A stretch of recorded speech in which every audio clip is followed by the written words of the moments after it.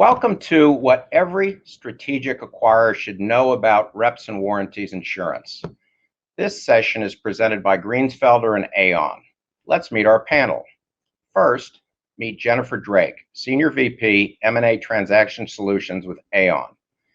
Next, meet Taylor Hall, Managing Director and Chief Legal Officer, Permanent Equity.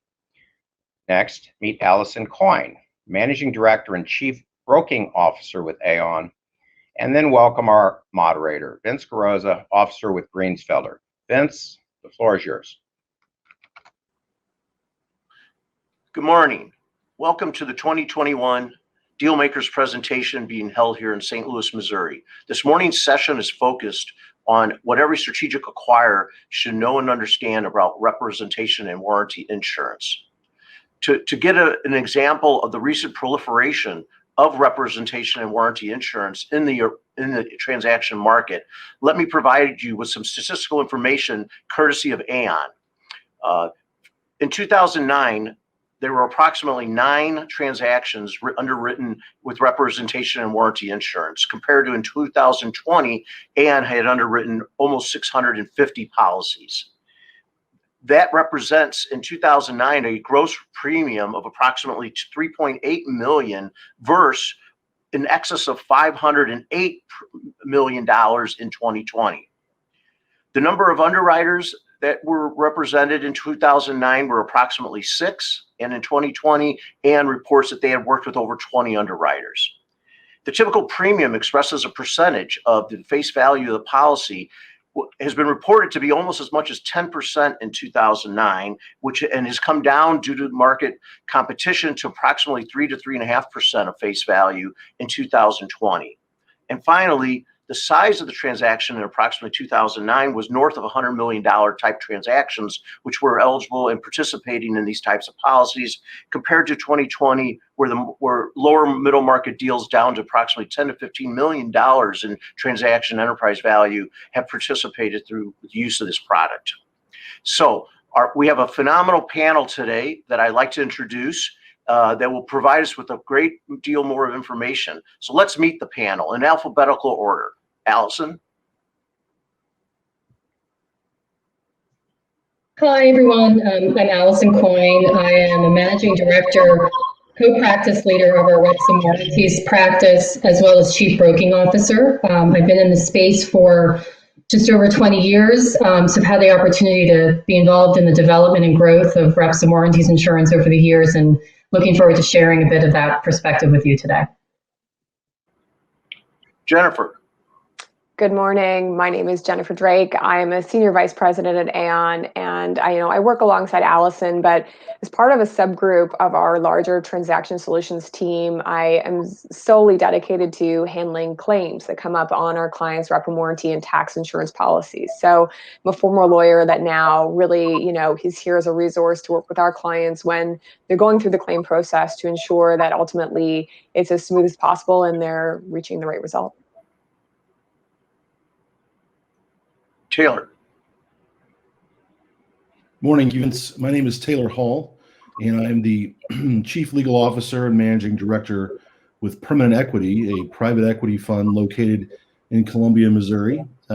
Before my time there, I was in private practice as a partner representing publicly and privately owned companies in any number of M&A transactions for about 15 years before that. So pleased to be here.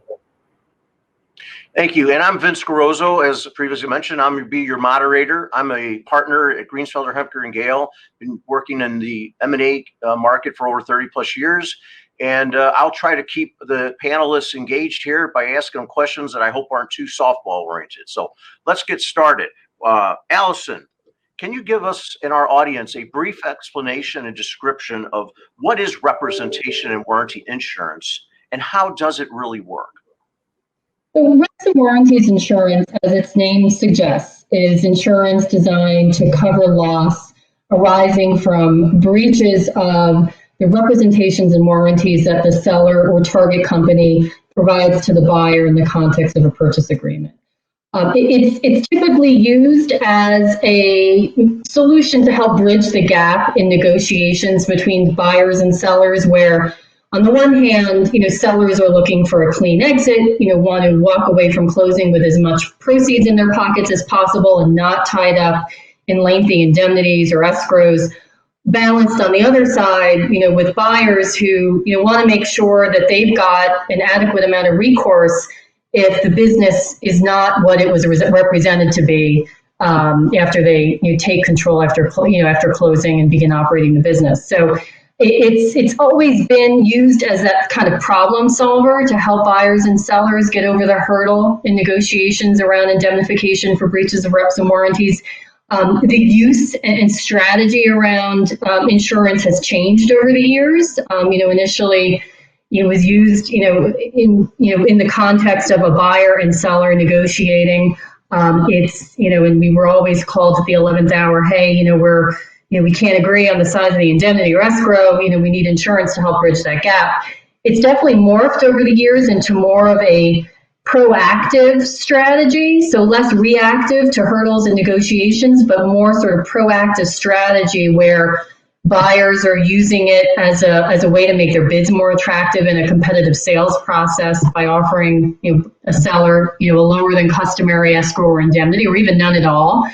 And sellers are also much more proactive around encouraging or even requiring the use of reps and warranties insurance, particularly in competitive sales processes. So the dynamics around use of the insurance has changed over the years, but at its core, the coverage is the same. It's there to cover loss resulting from breaches of reps and warranties. Allison, can you briefly describe what are typically covered representations and warranties within the policy? And then maybe after you talk about what's covered, what is typically excluded from the context and coverage of an R&W policy? Sure, happy to. So the coverage is designed to ensure the full suite of reps and warranties that a seller is making in the context of the agreement. So including those fundamental reps like title authority, capitalization, those kinds of things, as well as the full suite of business reps, operational reps like financial statements, tax reps, litigation, customer reps, supplier reps, IP reps, that the full gamut. Where we see, carve-backs from coverage or exclusions fall into two buckets, sort of the standard policy exclusions that are there in the base policy on every deal, no matter target or diligence results, and then those deal-specific exclusions that are raised based on the results of the buyer's diligence. So, for purposes of sort of standard policy exclusions, the big one is really the actual knowledge exclusion. And let me take one step back. These policies can be structured as either with the buyer or the seller as the insured. We do very few sell-side policies, really because we want the buyer to be the named insured, so this policy sits on top of a lower indemnity or escrow or replaces it, so the buyer has direct recourse against the policy.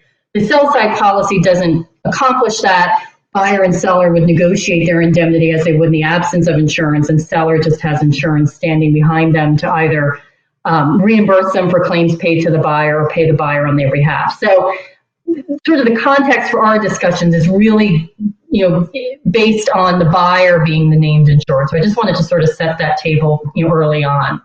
So back to the policy exclusions. The big one, as I said, is the actual knowledge exclusion. It is, an exclusion focused on capital B breaches of the reps and warranties that the buyer deal team has actual knowledge of as of the date the policy is put in place. There is a definition of actual knowledge that is well-worn territory over the years. I remember very early days negotiating the contours of that definition, and it's very buyer or insured friendly at this stage. And the knowledge group charged for that exclusion is a very narrow list of principal deal team members from the buyer. Usually you can count, 2 or 3 at max usually. And does not include outside advisors or outside legal counsel. So that's sort of the big exclusion to be aware of. Policy exclusions would include matters that are actually accounted for in the purchase price or working capital adjustment conducted post-closing, and is really, designed to be, to avoid double recovery. Other areas, civil or criminal fines and penalties, unless awarded in the context of third-party claim and where insurable by law. You may see transfer pricing exclusions depending on the deal, depending on the carrier. And other sort of benign, exclusions that are not necessarily troublesome on every deal. But the big thing to understand is really around deal-specific exclusions.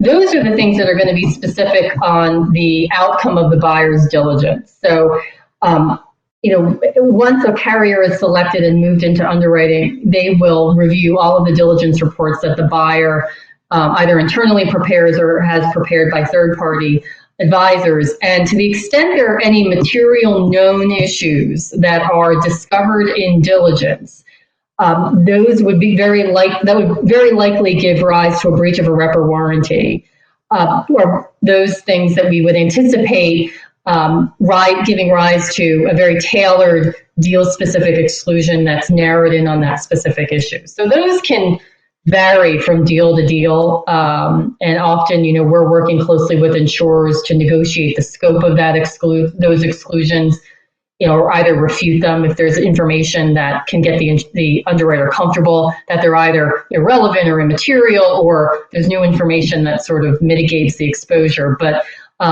those are sort of the two buckets, sort of policy exclusions and then those deal-specific exclusions that arise out of diligence or underwriting. Great. Thank you, Allison. Let's turn to discuss how a rep and warranty policy could potentially impact the purchase agreement that's being negotiated along with the transaction. And so, Taylor, how in your experience have you seen a rep and warranty policy affect a process run transaction, and one in which is actually being conducted by a banker? Thank you, Vince. Before we get quite to that point, I do want to emphasize one element that is important to know, whether it's in the context of a process or any transaction, that really, quite frankly, is a benefit of the rep and warranty insurance, is that in my experience, I think the greatest or the number one source of friction in an M&A transaction really boils down to risk allocation. And there are a whole lot of different ways that may manifest itself. But at the end of the day, the question that we're faced with is, who's going to be responsible in the event that something goes wrong? Who's going to bear the financial risk? I mean, it might be more precise to say that it's actually about risk mitigation. It's a buyer and a seller saying, hey, I don't want to be responsible. As long as that guy's responsible, then I'm okay. And so from a deal lawyer's point of view, I think the real beauty of rep and warranty insurance is its ability to reduce, or even in some cases, totally eliminate that friction that exists between the allocation of risk on a buyer and seller. Instead of allocating risk between the buyer and seller, the parties now get to allocate most, and again, if not all, of the risk to the rep and warranty insurance policy. And so eliminating this source of friction can be incredibly useful in the way that it can not only build the foundation for a better partnership, but also really to expedite the transaction, to get it moving faster and to get across that finish line. Now, to be clear, though, I think there are some elements of the purchase agreement and of any process that are not as obvious as just, well, he's responsible and she's responsible, pointing the fingers that this can help with. Oftentimes, I think the question isn't just who's responsible. It's questions about how long, who's responsible for paying. It's how long do they pay? Do they pay jointly or severally? Do they how much is it they're going to pay in total, right?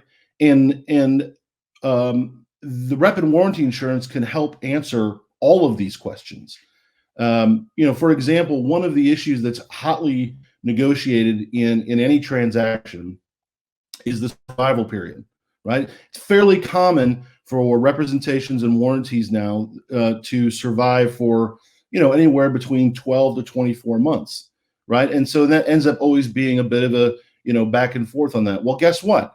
Insert the rep and warranty policy and you can extend that date even further. Oftentimes you can get as many as up to 3 years even on general reps and warranties. And so, you're eliminating that source of friction. Here's another one. If you have a whole bunch of sellers, right, and you have maybe not just the one company, but you have 10 shareholders. And as a buyer, you say, look, I want to be able to go after one of them or all of them at the same time. And so, instead of, but you can eliminate that tension there by saying, what, instead of having to worry about going after one shareholder or 10 shareholders, right? Now I can look to one person. That one person is the policy. Another area where I think it's extremely useful, particularly in a process-driven transaction, is, and this isn't always the case, or at least not as frequently with strategic buyers, but oftentimes you're going to have a significant portion of rollover equity, or in other words, you want to retain the services of the management team of the seller, right? And it's in my practice, it's fairly common for that to be north of 20%, where you're having them roll over that equity. Well, those same individuals are going to be the ones that are standing behind the representations and warranties. My preference is, as I'm retaining those individuals to continue to run the business, is not to be going after them for indemnification, right? My preference would be able to have that protection and not have to go after the gentleman or the young woman who is running the business. And instead, I can do that with a rep and warranty policy. So I think those are a lot of the sort of non-obvious ways that rep and warranty insurance can help. I think rep and warranty insurance is really a facilitator in many ways of getting deals across the line. For that reason, it's really become, more to your point, Vince, it's really become a staple in most auction processes. As Allison mentioned, 5 or 10 years ago, let's say, it was kind of viewed as a sweetener, right? It was like, hey, we're going to go into this auction process and I'm going to toss on rep and warranty insurance because I think it's going to make my bid more attractive. I got to tell you, in this current market, with the competition the way it is, the increased number of buyers, both on the strategic and financial side, it's almost a requirement in a lot of transactions. They're going to require you to have rep and warranty insurance. The sweetener comes when you say, hey, I've got a policy and I'm going to make it a public deal policy, which is, seller, you're going to have zero risk. We're going to put 100% of the risk on the policy itself. So I think A, it's almost become the price of poker. But B, it also allows you to, as I said earlier, strategics have a bit of a leg up in a transaction anyway, right? Presumably because the diligence process is involving a company that they know well. It's involving an industry that they know well. Imagine how much more that can be expedited if you've got the policy to rely on, and the level of security that you can have if you know that you're maybe you're accelerating this deal rapidly, but you've got that security behind you it takes away some of the concern you might have and frankly the need to maybe get into every single weed. You can focus on the key business issues. And I just wanted to add, the requirement or sort of development of, reps and warranties insurance almost being a requirement for many competitive sales processes has sort of changed the dynamic, particularly for strategic buyers. In the past, private equity were early adopters of reps and warranties insurance. They loved it on the sell side as sort of a way to cleanly exit, embraced it on the buy side as a way to be more competitive in sales processes. But the corporate or strategic acquirers were sort of slower to adopt, were more accustomed to sort of larger indemnities or escrows and really, wanted to retain those concepts in their deals. And sort of as the market moved and more sellers were becoming more proactive around requiring the use of reps and warranties insurance, that encouraged corporate buyers to start to get familiar and comfortable with the use of insurance in order to remain competitive in deals. And we've had numerous meetings with our clients on the strategic or corporate side to get them comfortable with insurance and educate them about the process, how the insurance works, so that they can execute on their M&A strategy in the current market dynamics. So basically, to summarize, the use of the rep and warranty policy is a competitive equalizer with the financial buyers from a strategic perspective. It could eliminate the escrow that the sellers typically oppose in order to get more money off the table at the inception of the closing of the deal. And it can operate as a way to help allocate the risk associated with representation and warranty coverage and exposure. So overall, the device seems to be very well in tune to helping facilitate closing a transaction. So in light of all those factors, Allison, what is the process to get a rep and warranty policy in place, and approximately how long does it typically take? So there are two steps in order to have a policy put in place for either signing or closing. The first step is to enter the market to obtain quotes. Now that step is usually taken pretty early on in the deal process. If a buyer is in a sales process and is bidding, we often will go out to market to obtain quotes in order to give some feedback to that buyer or bidder around insurability, pricing, structure, any headline exclusions for that particular deal in that particular industry, and any areas that the underwriters will pay close attention to in underwriting. So that all of that information sort of helps a buyer, offer an informed bid to the seller, particularly if they're going to use insurance, especially in a no seller indemnity type structure. The buyer wants to get some feeling for what the insurance looks like. That quoting stage generally takes about 3 to 4 days from the point in time where we have the information out to market.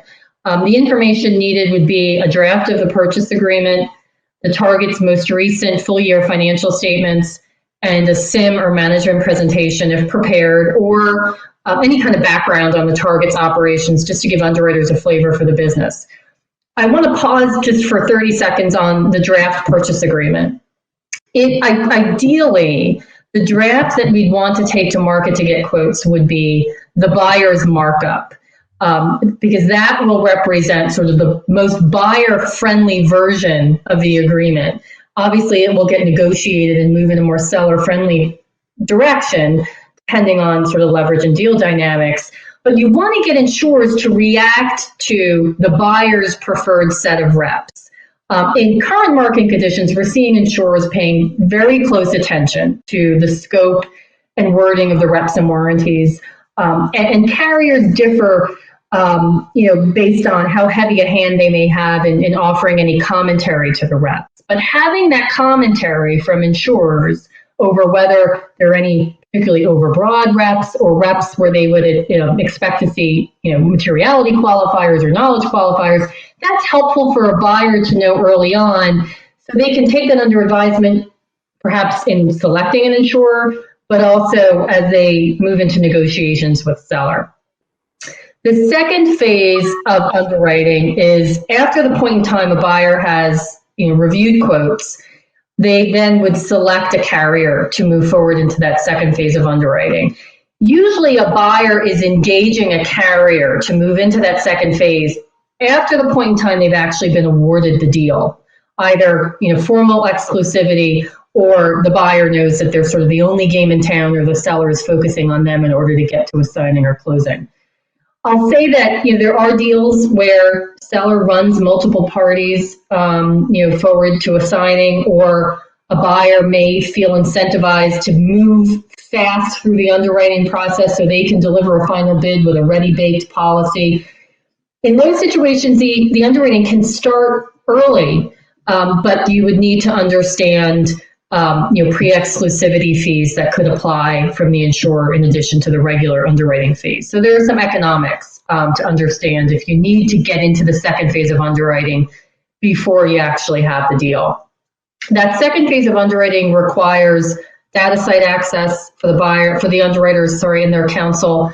updated drafts of the agreement and draft disclosure schedules, and most importantly, copies of the buyer's due diligence reports and summaries, whether internally prepared by specialists or prepared by third-party advisors. The important thing to remember is the underwriters do not do their own first-party diligence. They depend upon and are supported by the underwriting the buyer does. They learned very early on it wasn't efficient or cost-effective to redo that work, so they underwrite based on the buyer's diligence process, and that sort of forms the foundation for their underwriting.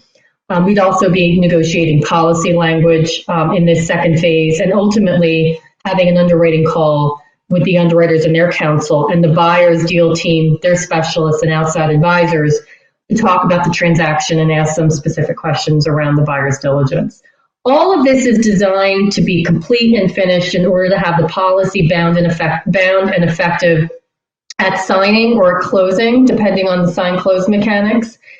The timing for this phase can take about 5 to 7 days, give or take, but it really depends on the pace of the deal itself and how far along the buyer is in their diligence process at the point in time they pick a carrier and want to move forward. So it's designed to pace itself, to make sure that the underwriting sort of moves in lockstep with the deal timeline itself, and to make sure the insurance isn't the lagging item. But where I've seen that timeline stretch out is where, at the point in time a buyer selects, a carrier, they're sort of early on in the process, they don't yet have good drafts of their diligence reports or summaries to provide, or perhaps we don't have draft disclosure schedules, and we're sort of waiting for those to become available before the underwriters can really dive in. So Allison, what would you say is the single biggest difference between the underwriting process as it applies to a strategic purchaser versus a financial buyer? Yeah, the key difference is the diligence process. Obviously, private equity rely heavily on third-party advisors, and those third-party advisors generally tend to offer, lengthy, detailed diligence reports, which are fantastic for the underwriting process. The underwriters love those deals because it gives them a lot of written information to read and get thoroughly informed on the results of diligence. And it can be very efficient. And that's sort of the process that they had grown accustomed to because of sort of the early adoption of insurance on the private equity side. As corporate acquirers have become more comfortable and more frequent users of reps and warranties insurance, the underwriting process has had to accommodate a different approach. Corporate buyers tend to do due diligence in-house through their own internal specialists, or use third-party advisors sort of in a discriminating way in sort of key areas where they need that support. Or we've also seen some corporate buyers use a number of third-party advisors. So the key takeaway is that the corporate buyers have a vast array of different approaches to diligence, and every corporate buyer is different. So it's important, particularly at the quoting stage, to understand the buyer's diligence process, what's internally being handled, what's being handled by third-party advisors, and also, what can be expected in written format, because that varies differently. We've seen, buyers with bullet point PowerPoint slides. We've seen buyers on the other end of the spectrum with lengthy page due diligence summaries. So you need to be able to set the table early on with insurers on the quoting stage as to what kind of diligence is being conducted, what kind of written summaries or reports will be available. So that way, when you move into underwriting and this particular buyer has only PowerPoint slides, you don't have an underwriter saying, oh, this is a huge surprise. I thought I was getting all these reports. And while we can work around that, it's much easier to set the table early on so underwriters know what to expect. And so that's the biggest difference. And one of the challenges, I think, when dealing with corporate buyers is around, how diligence is done and how that, sort of drives with underwriters' expectations. But the good news is carriers are very flexible and accommodating. And there are just some practice points for corporate buyers to be aware of when going into the underwriting process. But the takeaway is that the process is designed to be flexible and can accommodate a wide variety of approaches. Thank you. Vince, I would say that I think, one big thing I could take away from what Allison said, and it's been true in my experience as well, is that you are far better served, whether a strategic or financial buyer, to get the insurer involved early on, and that way there aren't surprises at the last minute. And frankly, given the number of deals that they see and the number of transactions they're involved with, I have generally found their insight and analysis with respect to any given transaction to be quite helpful and useful, not just for the policy itself, but frankly on a whole number of issues. And it's also important, particularly if you as buyer are expecting seller to indemnify for deal-specific exclusions or gaps in coverage, you want to move into the underwriting process early enough that you have enough time to negotiate that with seller. And so knowing, those deal-specific exclusions that could crop up in underwriting, knowing those early and rather than at the 11th hour, it is crucial. Obviously, deals can move quickly, and sometimes we're sort of caught in some of that deal crunch. But to the extent you can start early and leave some time to understand those carve-backs, if any are proposed, that's, I think, very helpful. Great. So Jennifer, I'm a strategic acquirer, and I've just listened to all these advantages associated with purchasing this rep and warranty policy. And as a normal insurance buyer, I'm sitting there scratching my head saying, okay, yeah, this is all great. The seller's going to get all their money, and I'm going to end up with a claim against an insurance company, which they will most likely deny. What is going on in the claims world for rep and warranty policies? Thanks, Vince. So look, I think you're coming at, the perspective you just described is probably the thought that a lot of, users of insurance have out there prior to actually having experience with the policy. And I can say that, over the last 2 or 3 years, we've really seen a change in the sort of activity on rep and warranty insurance policies and, the nature of the claims getting made. We've seen, you heard from Allison and Taylor that there's really been an increase in the use of rep and warranty insurance in the past few years. And along with that, we've seen, a corresponding increase in, the number of rep and warranty claims that we're seeing made on these policies as well. So we can speak now from experience about how the product performs and, what we're seeing. In terms of the frequency, it tends to be about 20% of all policies see some kind of claim. But a much lower percentage of that would ultimately, look for a payout. So to date, we've seen more than 500 claims on Aon client policies alone.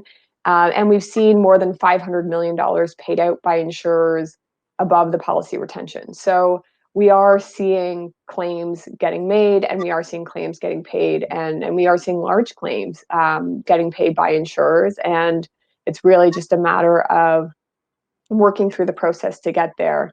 You commented that a lot of people believe that maybe they're going to face a denial from an insurer. And in fact, that hasn't been our experience. We've really seen few claims denied to date. I think the number is about 4%. And often it's because there's some specific exclusion that applies or something else that's, you can kind of tell from the outset that maybe it's a claim that isn't going to go the full way. But we do see, so where we aren't seeing denials, we do see, discussions and negotiations and things around loss and the amount of loss arising from a claim. I would say that is much more common than having a claim denied outright, is having the insurer come back and say, we think, maybe you've established a breach, but we're not sure we're viewing loss the same way. So I would say, while we are seeing a lot of claims get paid, a lot of money has been paid out, there is a process to it. And it is a matter of being able to validate it ultimately at the end of the day.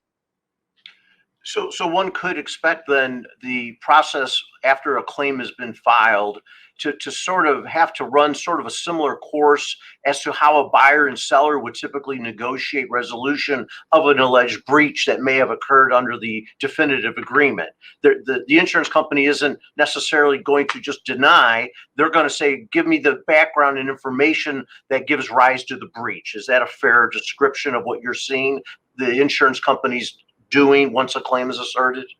I think that's a very good way to describe it, Vince. We always do try and tell our clients, think about if you were dealing with a seller, what would they ask from you to validate this claim and to make a payout, or vice versa? If you had someone coming to you and asking for money, what would you want to see to be able to really validate the breach and the loss arising from it? So I think that's right. It's supposed to be a more collegial process. We do see very few claims go to arbitration or litigation, even mediation. But at the same time, it is different than some of the other insurance processes around, maybe a typical P&C claim, because there is complexity to these claims. By their nature, there's some interpretation of the agreement involved, and when you get into financial issues, those can be quite complex. I've learned over the course of this that questions around even compliance with GAAP answering that can be more of an art than a science. So I think that is definitely, all plays into the process, where we do see insurers retaining legal counsel and forensic accounting experts to assist them with the claim.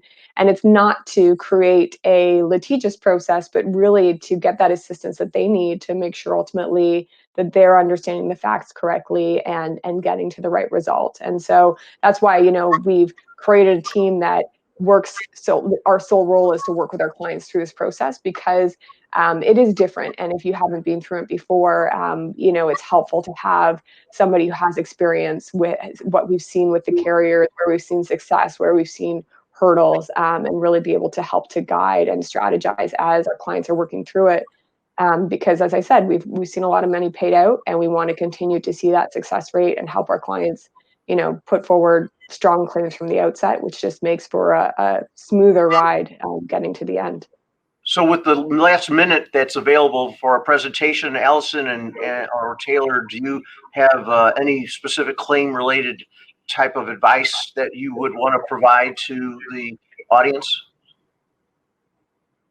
I think for us on the brokerage side is to reach out early. We've often been involved in claims where we've been brought in at the 11th hour when there's already sort of some friction that's evolved. I would suggest if you've got something that you think is reasonably expected to give rise to a breach or early stages in discovery, reach out to us. We engage your broker to help advocate early on. I think that sets up for a much smoother and effective sort of claims process. Taylor, could you add perhaps your personal insight on a key issue that you might be able to address that you've experienced with rep and warranties? Sure, thanks, Vince. I think one item that we've talked a bit about today are excluded claims or excluded matters under the policies. And I would just take this opportunity to encourage people to, as we've discussed earlier, to have that conversation at the outset with their insurers, because you never know. I've often found in my experience that insurers work really hard to be flexible and to create alternative solutions that might be able to even cover those items which at the outset appear as though they won't fall under the policy. There are a number of standalone products that can be very useful in even bridging the gap on those kinds of issues. Thank you, Taylor. Allison? Sure. It's really focused on strategic or corporate buyers. It's in line with our discussion around diligence. It's to prepare early, have those discussions early on around your approach to diligence. Make sure that that's clearly communicated to the underwriters early on, so there are no surprises. And do some advanced preparation, particularly with your internal deal team. They may be new to insurance. They may be new to how an underwriter will pose questions on an underwriting call and sort of what their goal and perspective is in the information that they need to get comfortable. So having those preparation calls and discussions with the internal deal team around what's going to be important for an underwriter to hear and what they're looking for, I think not only sets up for a very smooth and successful underwriting process, but can also help alleviate any nerves or nervousness around internal specialists jumping on that underwriting call for the first time with an underwriter. Well, now we will turn to our live Q&A. Thank you, panelists. We appreciate it. And let's move to live Q&A.